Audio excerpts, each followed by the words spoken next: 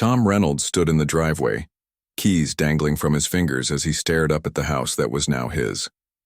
The afternoon sun cast long shadows across the faded brick exterior of the 1960s ranch-style home. At 36, Tom never thought he'd actually own a house, especially after the economy tanked right when he finished college. But here he was, a homeowner. "Well, what do you think?" asked Diane, his realtor, a middle-aged woman with reading glasses that hung from a beaded chain around her neck. "It's perfect," Tom said, though perfect wasn't exactly the right word. The lawn needed serious attention. The gutters sagged in spots. The kitchen had cabinets that probably dated back to the Nixon administration. But none of that mattered. After years of apartment living with neighbors stomping overhead and paper-thin walls, this modest three-bedroom house on Oak Ridge Lane was freedom. The inspection cleared everything important, Diane reminded him, flipping through her folder. New roof 5 years ago, furnace replaced last winter, and the electrical was updated in 2018. Everything else is just cosmetic. Tom nodded, only half listening. He was already imagining where his furniture would go, which room would become his home office for his web development work, how he'd fix up the backyard once spring rolled around. "The Hendersons took good care of this place," Diane continued. 43 years in one house, can you imagine? They're only selling because they're moving to that retirement community near their daughter in Florida. "Did they say why the price dropped twice?" Tom asked, recalling how the house had started above his budget before mysteriously falling into his range. Diane shrugged. "Housing market's cooling a bit. Plus, they were motivated sellers after finding that place in Florida. Sometimes you just get lucky." She handed him a thick envelope. "Here's all the paperwork, manuals for the appliances, and information about trash pickup and utilities. My business card's in there too. Call me if you need anything." After Diane drove away, Tom walked slowly around the property, trying to process that this was actually happening. The backyard was decent-sized with an old maple tree that would provide nice shade in the summer. The detached garage needed a fresh coat of paint, but had plenty of space for his car and tools. The concrete driveway showed a few cracks with weeds poking through, but nothing serious. By the time Tom finished his inspection tour, his best friend Rick pulled up in his pickup truck. "There he is, homeowner of the year," Rick called out as he climbed down from the driver's seat. "Ready to start moving your junk in?" "It's not junk," Tom protested with a grin. "It's carefully curated bachelor decor." "Right. Like that futon you've had since sophomore year of college? Very curated." For the next several hours they shuttled between Tom's old apartment and the new house, moving boxes and furniture with the help of Rick's truck. Tom had been packing for weeks, but there was still so much more than he'd realized. By sunset, they'd moved most of the essentials: bed, couch, TV, computer desk, kitchen stuff, and enough boxes to make the place look like a cardboard warehouse. "That's the last of it for today," Rick said, setting down a particularly heavy box of books in the living room. "The rest can wait until tomorrow." He stretched, his back cracking. "Man, I'm getting too old for this." "I owe you big time," Tom said, handing his friend a cold beer from the cooler he'd brought. They sat on the front porch steps, watching as the streetlights flickered on. "So how's it feel?" Rick asked after a long sip. "Being all grown up with a mortgage and everything?" Tom looked back at the house with its mismatched furniture and stacks of boxes visible through the windows. "Terrifying. Amazing. I don't know yet." "Your dad would have been proud," Rick said quietly. Tom nodded, a lump forming in his throat. His father had passed away 3 years ago after a sudden heart attack, never getting to see Tom achieve this milestone. The small inheritance he'd left behind had formed the core of Tom's down payment. "Yeah," Tom managed. "I think he would." After Rick left, promising to return in the morning with coffee and donuts, Tom found himself alone in his new house for the first time. The silence was different from his apartment, deeper somehow, without the constant hum of neighbors and traffic. He wandered from room to room, mentally placing furniture and planning paint colors.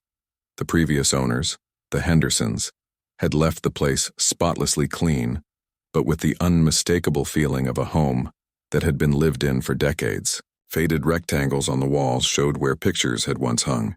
The inside of the kitchen cabinet still had floral contact paper that had to be at least 30 years old. Tom microwaved a frozen dinner, his first meal in the new house, and ate it while sitting on a box in what would become his dining room. His phone buzzed with a text from his mom. "All moved in. Send pictures."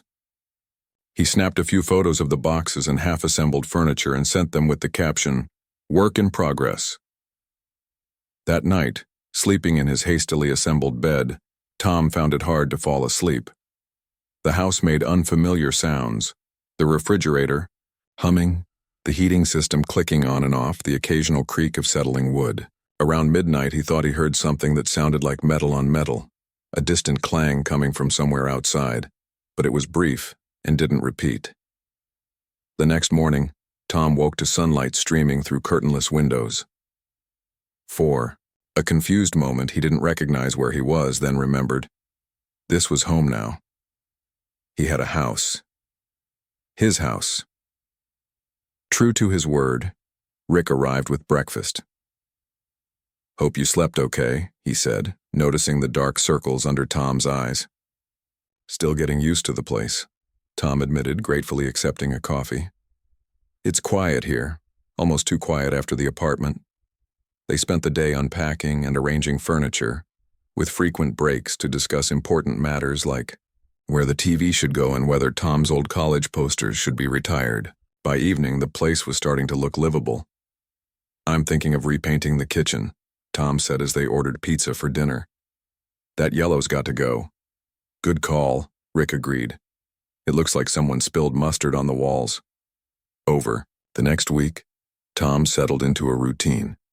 He'd wake up, make coffee, and work from his newly set-up home office, taking breaks to unpack more boxes or tackle small projects around the house. He met a few neighbors, an older couple next door who brought over homemade cookies, a young family across the street with twin toddlers, a retired teacher at the end of the block who gave him gardening tips he wasn't sure he'd use. Everyone was friendly, commenting on how nice it was to see someone new in the old Henderson place. A few mentioned how the house had been on the market longer than expected, which seemed odd for such a nice property. "Did you know the Hendersons?" Tom asked Mrs. Patel, the retired teacher, as she explained which plants in his backyard were perennials worth keeping. "Oh yes, lovely people," she said, kneeling to examine a cluster of dormant hostas. "Very private, though, especially in their later years. Harold, that's Mr. Henderson, was always tinkering with something in the garage or the backyard. Bit of an odd duck, but harmless." Tom found himself curious about the previous owners and the history of his house. One evening, after a long day of work and unpacking, he found himself in the basement exploring more thoroughly than he had during the initial home inspection. The basement was unfinished but clean and dry, with concrete floors and walls. The previous owners had used it mainly for storage, leaving behind a few empty shelves and hooks on the walls. Tom noticed that one section of the concrete floor looked slightly newer than the rest, as if it had been patched or re-poured at some point. As he was examining this, his phone rang. It was his sister calling from Seattle. "So, how's home ownership treating you?" she asked after he answered. "It's good," Tom said, climbing the stairs back to the main floor. "Different. Quiet. Mom says you're all alone in that big house. You should get a dog," Tom laughed. "It's not that big. And maybe I will once I'm more settled." They chatted for a while, with Tom giving her a virtual tour via video call, showing off his unpacking progress and renovation plans. Just as they were saying goodbye, Tom heard it again, a distant metallic sound like something shifting or settling. "What was that?" his sister asked. "Probably just the house settling," Tom said, though he wasn't entirely convinced. "It's old. Makes noises."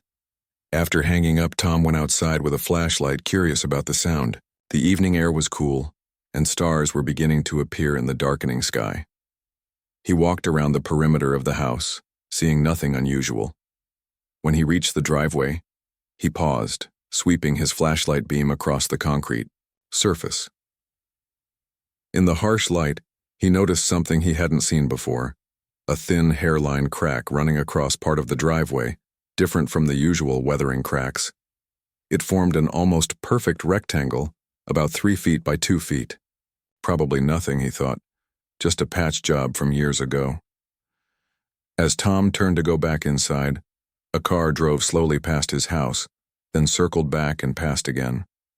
He couldn't see the driver clearly in the darkness, but something about the deliberate way the car moved made him uneasy. After the second pass, the car continued down the street and disappeared around the corner.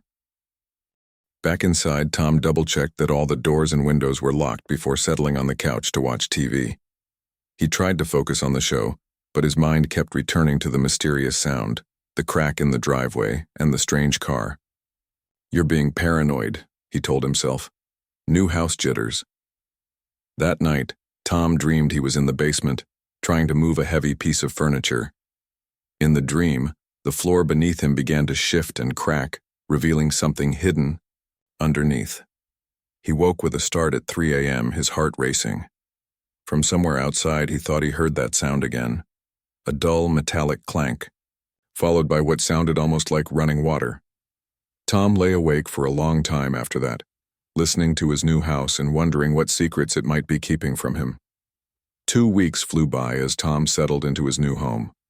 Each day brought small victories, hanging all his clothes in the closet, finding the perfect spot for his grandmother's old reading lamp, finally unpacking the last box of kitchen gadgets.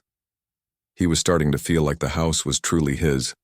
His morning routine became one of his favorite parts of the day. He'd wake up early, brew coffee, and sit on the back porch with his laptop, answering emails while birds chirped in the big maple tree.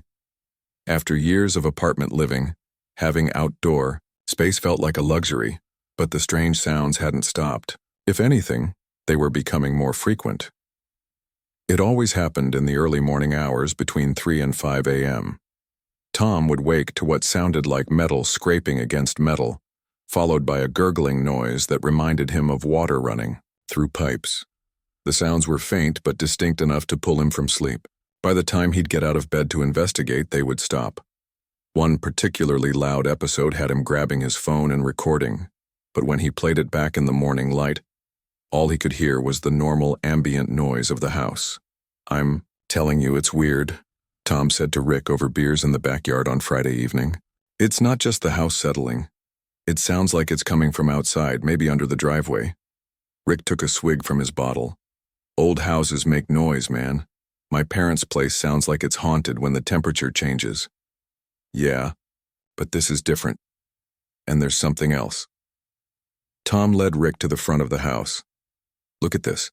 He pointed to a section of the driveway where a subtle depression had formed, maybe half an inch lower than the surrounding concrete. The hairline crack he'd noticed before seemed to outline this sunken rectangle. Rick crouched down, running his hand over the surface. "Huh. Could be the ground settling underneath. These old driveways weren't built to last forever." "Maybe," Tom said, unconvinced.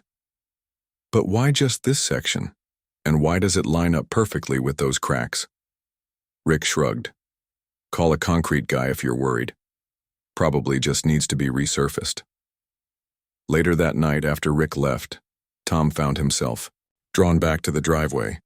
He knelt down and knocked on the depressed section with his knuckles. The hollow sound that echoed back startled him. He tried knocking on another part of the driveway, and it produced a much more solid thud. Sleep didn't come easily that night. Tom lay awake, his mind spinning with possibilities. Maybe there was an old septic tank under there, or some kind of utility access that had been paved over. He made a mental note to ask the neighbors if they knew anything about it. His chance came the next morning when he spotted Mrs. Patel working in her garden. "Good morning," she called, waving a gloved hand. "Beautiful day, isn't it?" Tom crossed the lawn to her yard. "It really is. Hey, I was wondering if you knew anything about my driveway." "Your driveway?" Mrs. Patel removed her gardening gloves. "What about it?" "Well, there's this section that seems to be sinking a little, and I've been hearing some strange noises, like metal clanging or water running. I thought maybe there was something underneath it, a tank or pipes or something." Mrs. Patel's expression changed subtly. "Oh, that old house has always had its quirks. The Hendersons never mentioned anything about the driveway, though Harold was always fussing with something around the property. Did you ever notice anything strange? Any construction or digging in the driveway? She hesitated. Well, now that you mention it, there was a period back in, it must have been the early 80s, when Harold spent a lot of time working on something in the front of the house. I assumed he was fixing drainage issues. That spring had been particularly wet. How long did the work go on? A few weeks, maybe a month. This was over 40 years ago, mind you. My memory isn't what it used to be. She paused, then added, You might want to talk to Doug Wilson. He lives 3 doors down in the Blue House. He and Harold were close friends. If anyone would know about work done on your property, it would be Doug. Tom thanked her and headed back home, making a mental note to visit Doug Wilson. But he didn't have to wait long. Around noon, his doorbell rang. When Tom opened the door, he found an older man with a weathered face and silver hair standing on his porch. You must be the new owner, the man said, extending his hand. I'm Doug Wilson. Lucy, Mrs. Patel, mentioned you were asking about the property. Tom invited Doug in, offering him coffee, which the older man gladly accepted. They sat at Tom's kitchen table, still cluttered with mail and work papers. So, Doug said, after taking a sip of coffee. Lucy mentioned you've been hearing noises.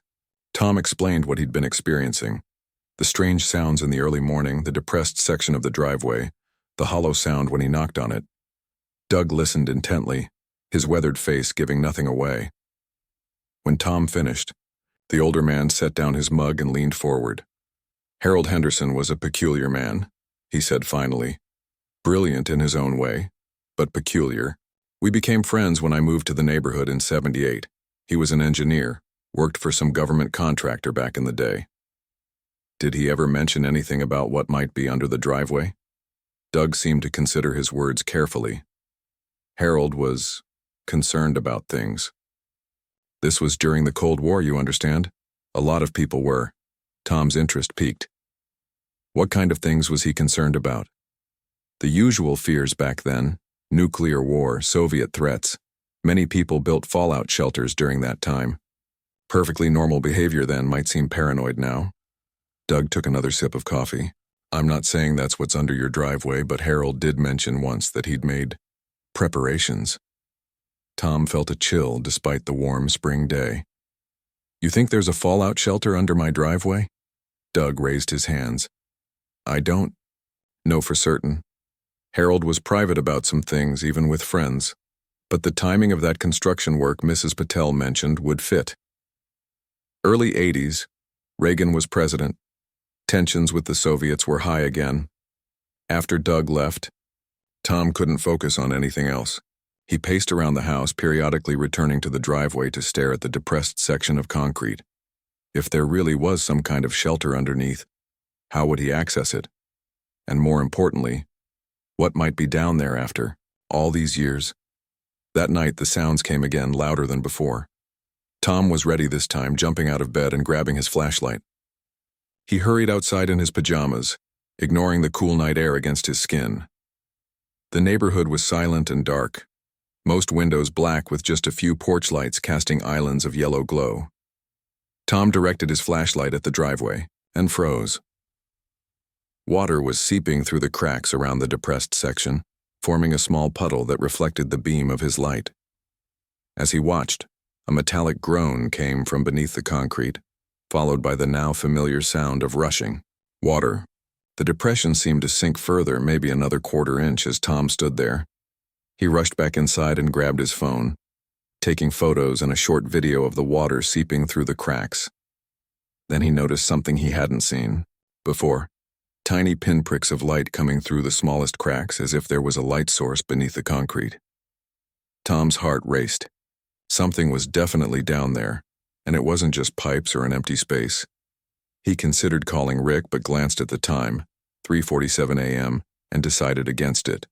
Instead, he sat on his front steps, watching the driveway until the sun began to rise.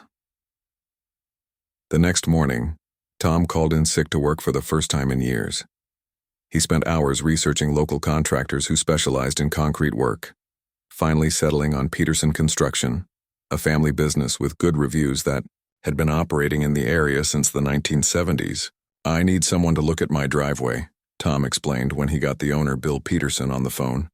"There's a section that's sinking, and I've been hearing strange noises. Could be a void underneath," Bill said. "Happens sometimes with old driveways. We can come take a look tomorrow morning if that works for you." Tom agreed, then spent the rest of the day distracted, unable to concentrate on anything. He found himself drawn back to the driveway repeatedly, taking measurements of the depressed area and photos from different angles. The water from the night before had dried up, leaving no evidence except a faint mineral residue along the cracks. That evening, as dusk settled over the neighborhood, Tom noticed the same car he'd seen before driving slowly past his house. This time, it stopped across the street, and Tom could make out the silhouette of someone watching his house. After a few minutes, the car drove away. The incident left Tom feeling uneasy. Was it just a coincidence, or was someone taking an unusual interest in his property? He double-checked all his doors and windows before going to bed, though sleep proved elusive. In the dark hours before dawn, the sounds came again. This time, they were accompanied by a low vibration Tom could feel through the floor of his bedroom. Whatever was happening beneath his driveway, it was getting worse, and Tom wasn't sure he was prepared for what the contractors might find in the morning. Tom woke before his alarm, having barely slept. The first rays of sunlight were just beginning to filter through his bedroom blinds. He'd spent most of the night listening for the strange sounds, but for once his house had remained quiet. He made a pot of coffee stronger than usual, knowing he'd need the extra caffeine. According to their phone call, the contractors would arrive around 9. That gave him a couple of hours to prepare, though he wasn't exactly sure what preparation meant in this situation. At 8:45, a white truck with Peterson Construction painted on the side pulled into his driveway. Two men got out, an older man with salt and pepper hair, who Tom assumed was Bill Peterson, and a younger guy carrying equipment. "You must be Tom," the older man said, extending his hand. "Bill Peterson, this is my son Andy." Tom shook both their hands. "Thanks for coming on such short notice." "No problem. You mentioned some issues with the driveway?" Bill was already looking down at the concrete surface. Tom led them to the depressed section. "It's this area here. It's been sinking, and I've been hearing strange noises coming from underneath, usually in the early morning. Last night there was even water seeping through these cracks." Bill knelt down and ran his hand over the surface, much like Rick had done, but with a more professional eye. He knocked on different sections, noting the hollow sound that came from the depressed area. "Definitely something under there," he confirmed. "Could be an old septic tank, though usually those are in the backyard. Could also be erosion creating a void. Hard to tell without looking underneath." "How do we do that?" Tom asked. "We've got some tools that can help." Bill nodded to his son, who returned to the truck and came back with what looked like a tablet, attached to a wheeled device. "Ground-penetrating radar," Bill explained. "Lets us see what's down there without digging first." Andy began rolling the device over the driveway in a grid pattern, watching the screen intently. After a few minutes, he called his father over. They both stared at the display, speaking quietly to each other. "What is it?" Tom asked, unable to contain his curiosity. Bill looked up, his expression a mixture of confusion and interest. "Well, there's definitely a large void under this section of your driveway, but it's not natural erosion and it's not a septic tank either. The shape is too regular, too constructed." "What do you mean?" "I mean somebody built something down there, deliberately. See here?" He turned the screen so Tom could see it. The image was grainy and hard for Tom to interpret, but he could make out what looked like a large rectangular space beneath his driveway. "That's not something that happens naturally. That's man-made." Tom felt a chill despite the morning warmth. The previous owner might have built a fallout shelter. At least that's what a neighbor suggested. Bill nodded slowly. "That would make sense. We see these occasionally in older neighborhoods. Cold War-era stuff. People were scared of nuclear attacks back then, built all kinds of shelters. But usually there's a visible entrance somewhere." So how do we access it? Bill pointed to the depressed section. Based on these readings, I'd guess this entire section is actually some kind of hatch or entrance that's been concreted over. Maybe the original owner wanted to hide it or seal it off. Can you open it up? We can cut through the concrete, see what's underneath. It'll make a mess of your driveway, though. Tom didn't hesitate. Let's do it. For the next hour, the construction team worked on cutting through the concrete. They used a large saw with a diamond blade that sent clouds of dust into the air and made a noise so loud that several neighbors came out to watch from a distance. Mrs. Patel appeared with a tray of lemonade. "Thought you all might need refreshments," she said, eyeing the construction work with undisguised curiosity. "Thanks," Tom said, accepting a glass. "They're checking something under the driveway." "I called Doug," she admitted. "He's on his way over. Thought he might be able to help since he knew Harold so well." As if on cue, Doug's car pulled up across the street. The older man made his way over, nodding to Tom. "Found something interesting, I hear?" "We're about to find out," Tom replied. The construction crew had cut a perfect square around the depressed section and were now working to lift the thick slab of concrete. It took both men, plus a specialized lifting tool, to raise the heavy piece and move it aside. What lay beneath made everyone fall silent.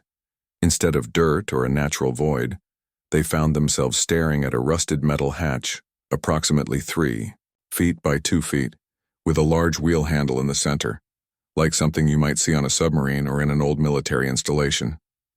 "Well, I'll be damned," Bill said quietly. "Your neighbor was right, it's definitely a fallout shelter." Doug stepped closer, his expression a mixture of vindication and awe. "Harold, you crazy old coot. You actually did it." The metal hatch had clearly been sealed for decades. Rust had formed around the edges and dirt had packed into the seams. A broken pipe jutted from one side, water slowly dripping from it, explaining the sounds and moisture Tom had noticed. "Can we open it?" Tom asked. Bill examined the hatch. "The wheel mechanism seems intact. Might be stiff from rust and disuse, but we can try. Andy, get the penetrating oil from the truck." After applying liberal amounts of oil to the wheel and surrounding mechanisms, Bill and Andy took turns trying to turn it. At first it wouldn't budge. Then, with a loud creak that sent shivers down Tom's spine, the wheel began to move. "It's giving," Andy called out, excitement in his voice. The small crowd that had gathered, Tom, Doug, Mrs. Patel, and a couple other neighbors, watched in tense silence as the construction workers slowly rotated the wheel. Finally, after about a dozen rotations, there was a loud click, followed by a whoosh of air, as if the space below had been vacuum sealed. "Stand back," Bill warned. "No telling what's down there. Could be bad air, mold, who knows what else after all these years." They lifted the hatch carefully. A rush of stale, cool air wafted up from the darkness below. Bill shone a powerful flashlight into the opening, revealing a metal ladder descending about 8 feet to a concrete floor. "It's a proper shelter." "All right," he confirmed. "Looks like it might be in decent condition considering how long it's been sealed." Tom peered into the darkness, his curiosity overwhelming any sense of caution. "I want to go down there." "Hold on," Bill said. "Let me check the air quality first. Old sealed spaces can build up dangerous gases." He retrieved a small device from his truck and held it near the opening, waiting for a reading. After a minute, he nodded. "Oxygen levels are normal, no obvious toxic gases. Still, we should ventilate it for a bit before anyone goes down." They set up a fan to blow fresh air into the opening. As they waited, Tom couldn't help but notice a car parked down the street, the same one he'd seen before. This time, he was sure someone was watching his house. He mentioned it quietly to Doug. "There's been a car driving by watching the house. It's back again." Doug glanced in the direction Tom indicated, his expression hardening. "That's interesting timing. Let me make a call." He stepped away, phone in hand. After about 20 minutes, Bill declared it should be safe to enter the shelter. "I'll go first," he offered. "Andy, stay up here with the others." Bill descended the ladder carefully, his flashlight illuminating the space below. "It's clear," he called up after a moment. "Tom, you want to come down? It's your property after all." Heart pounding, Tom approached the opening. The metal ladder felt cold under his hands as he climbed down into the darkness. The air was stale but breathable, with a metallic tang that reminded him of old pennies. As his feet touched the concrete floor, Bill's flashlight beam swept across the space, revealing something that made Tom gasp. They were standing in a fully furnished fallout shelter, preserved like a time capsule from decades past. The room was approximately 15 feet by 12 feet, with concrete walls painted a pale green. Metal shelving lined one wall, stocked with canned goods and supplies. A small table with 2 chairs sat in the center, while a pair of cots with faded blankets occupied another wall. A hand-cranked radio sat on a shelf alongside stacks of old magazines and books. "This is incredible," Tom breathed, taking it all in. Bill nodded, equally amazed. "I've seen a few shelters over the years, but nothing this complete. Most people abandon these projects halfway through. Your guy Harold really finished the job." They explored further, finding a small chemical toilet behind a privacy screen, a hand pump connected to what must have been a water tank, and even a tiny kitchenette with a camp stove. "Look at this," Bill said, pointing to a metal box in the corner. "Generator, probably. And there's electrical wiring running to those light fixtures." Sure enough, a series of bulbs were mounted along the ceiling. Tom found a switch near the EO ladder and flipped it experimentally. To his shock, the lights flickered, then came on, casting a weak yellow glow throughout the shelter. "Unbelievable," Bill muttered. "The system must be connected to your house power somehow." Tom turned slowly, taking in the shelter in the dim light. That's when he noticed something they'd missed in their initial survey: a metal filing cabinet in the far corner with a padlock securing the top drawer. "What do you think is in there?" he asked, pointing. Bill shrugged. "Only one way to find out." From above, they heard Andy calling down. "Dad, there's a guy here asking questions. Says he's from the Historical Society." Tom and Bill exchanged glances. "Historical Society?" Tom repeated. "I didn't call any historical society."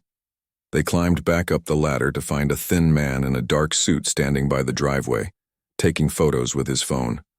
When he saw Tom emerge from the hatch, he quickly put the phone away. "Mr. Reynolds?" the man asked, stepping forward with an extended hand. "I'm Philip Green from the County Historical Preservation Society. We heard you might have made an interesting discovery." Tom stared at the man's extended hand, not taking. "How did you hear about this?" "We just opened it up less than an hour ago." Philip Green's smile remained fixed, but his eyes darted briefly to the open hatch.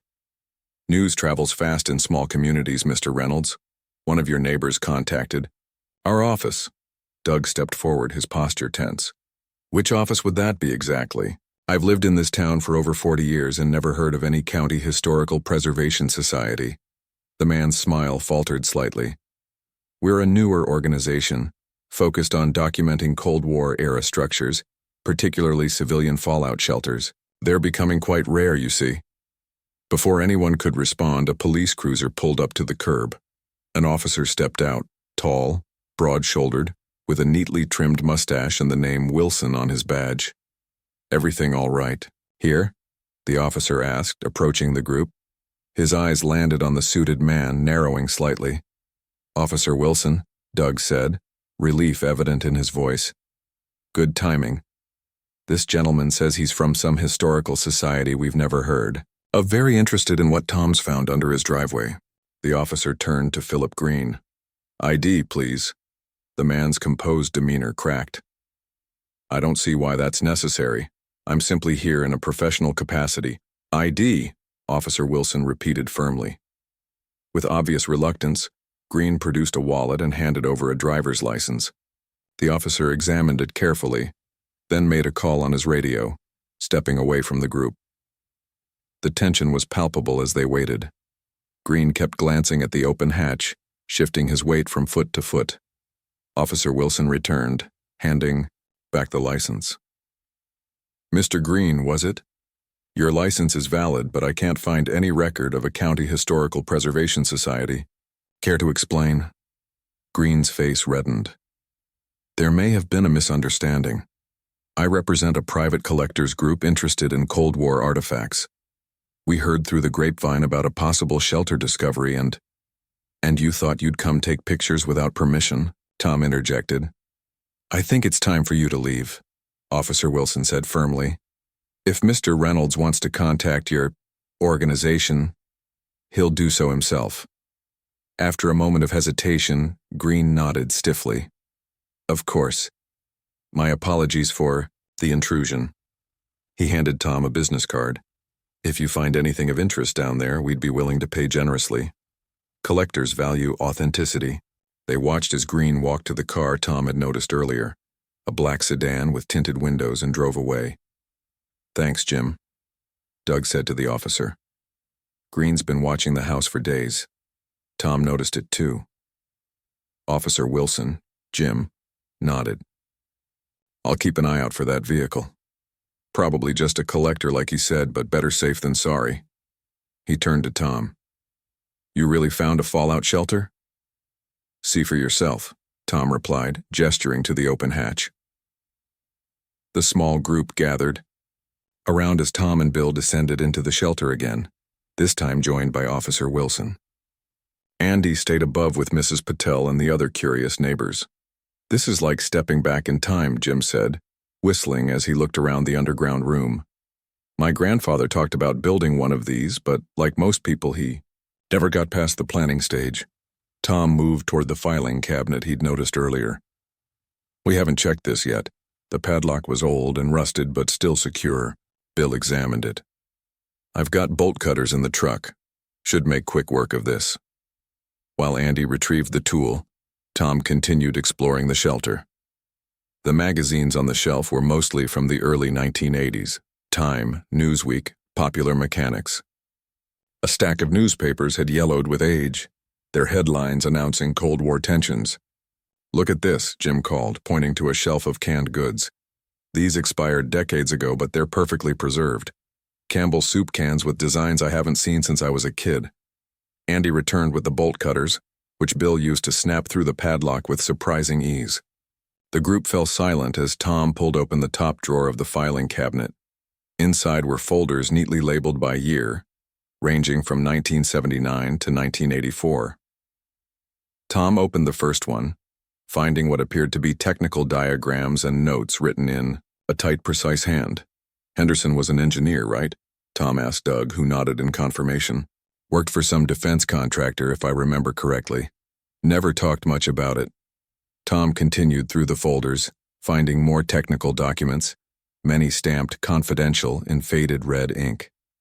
In the final folder, dated 1984, he discovered a sealed envelope with "in case of emergency" written across the front. Should I open it? Tom asked, looking at the others. It's your property now, Bill replied.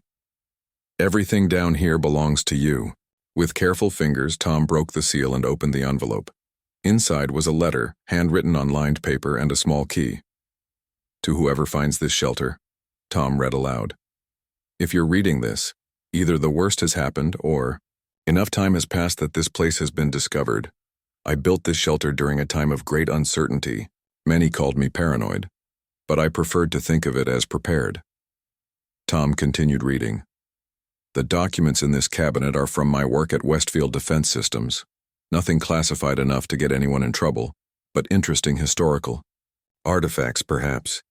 The key enclosed opens the lockbox under the north cot. That's where I kept the items too valuable for a bank. May they serve you better than they did me. Harold Henderson. All eyes turned to the cots against the wall. Tom quickly identified which was on the north side and moved toward it. Kneeling, down, he peered underneath and spotted a metal box about the size of a shoebox bolted to the floor. The key fit perfectly. Inside the lockbox, nestled on a bed of cloth, was a collection of coins in plastic holders, a small stack of bonds, and several gold bars, each about the size of a deck of cards. Holy! Bill started, then stopped himself.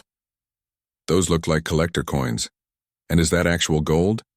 Tom carefully lifted one of the coin holders. Inside was a silver dollar, dated 1893, with a notation indicating it was a rare Morgan silver dollar. Each plastic holder contained a similar coin, some gold, some silver, all apparently rare collector's items. My buddy collects these, Jim said. leaning in for a closer look. If these are what I think they are, you're looking at some serious value. That one alone might be worth thousands. Tom sat back on his heels, stunned. Why would he leave this down here? Why not take it with him when they moved? Doug shook his head. Harold had a stroke about 5 years before they moved to Florida. Changed him. His memory wasn't the same afterward. Maybe he simply forgot this was here. Or he couldn't get to it anymore, Bill suggested. If that pipe broke years ago, maybe the hatch mechanism jammed. These shelters weren't built to last forever without maintenance. As they continued examining the contents of the lockbox, Andy called down from above. Dad, the Hendersons' daughter is here. Surprised, they all climbed back up the ladder to find a middle-aged woman standing by the driveway, looking both shocked and curious. I'm Laura Henderson Mitchell, she said, extending her hand to Tom. Mrs. Patel called me. Said you found my father's shelter. Tom shook her hand. Tom Reynolds. Yes, we just opened it up today. Laura peered into the hatch. So it was real. Mom always thought Dad's fallout shelter was just a story he made up. After his stroke, he mixed up fact and fiction sometimes. She looked back at Tom. Mind if I see it? Grew up in this house, but I never knew this existed. Of course, Tom replied, leading her to the ladder. The group watched as Laura descended, her face a mixture of wonder and nostalgia. Tom followed, with Doug coming down after them. It's exactly how he described it, Laura said softly, turning slowly to take in every detail, right down to the green paint. Mom thought he was confused, talking about his underground office, as he called it. Her eyes fell on the open filing cabinet and lockbox. You found his things. Tom nodded. There's a collection of coins and some gold, quite valuable from what Officer Wilson says. Laura looked surprised. Dad collected coins before I was born, but he sold most of them to pay for this house, or so Mom said. She approached the lockbox, examining its contents with wide eyes. I had no idea he kept these. They belong to you, really, Tom said. Your father left them here. Laura shook her head. No, you bought the house fair and square. Everything with it is yours now. She paused, picking up one of the coin holders. Though I wouldn't mind having just one as a memento of Dad. Of course, Tom agreed immediately. More than one if you'd like. Actually, I'd appreciate your help figuring out what to do with all this. These documents, too, they might have sentimental value to your family. As Laura examined the technical diagrams, her expression changed. These are Dad's designs. He worked on some hush-hush projects in the early 80s. Never talked much about it, but he was proud of his work. She flipped through more pages, then stopped suddenly. This is interesting. I've never seen this before. The page showed detailed schematics for what appeared to be some kind of specialized communications device. Stamped across the top in bold letters were the words, "Prototype only, not for distribution." Your father designed that?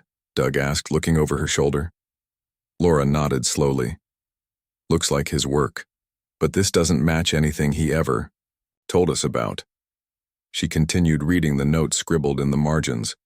According to this, he was working on some kind of secure communication system that could function after a nuclear event.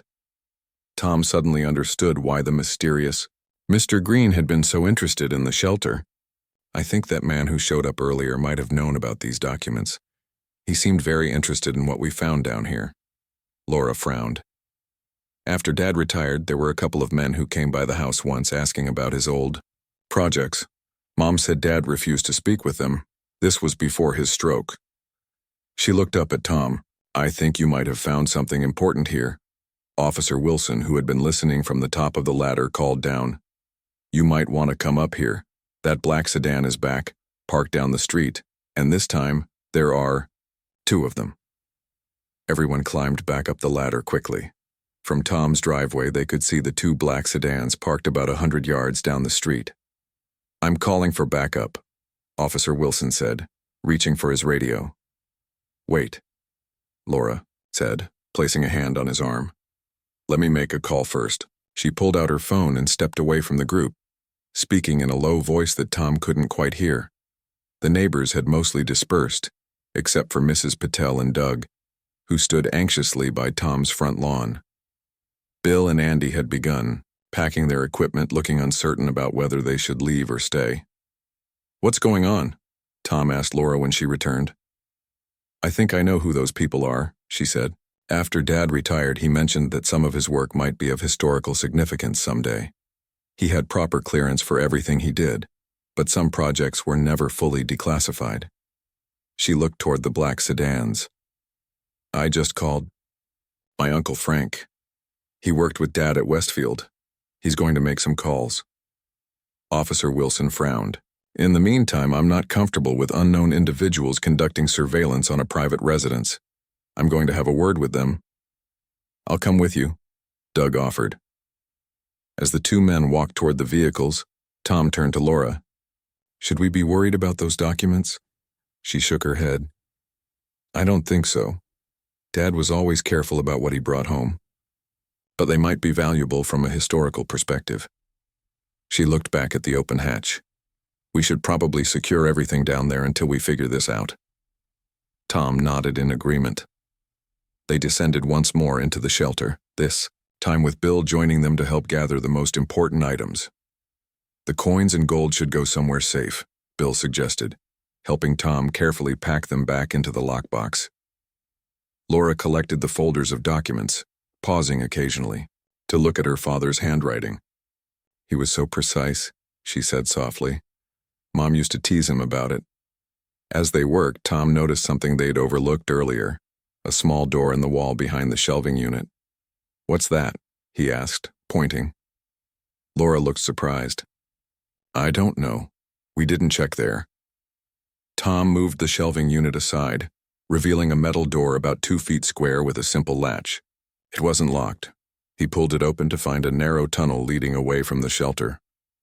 "It's some kind of escape route," Bill said, shining his flashlight down the passage.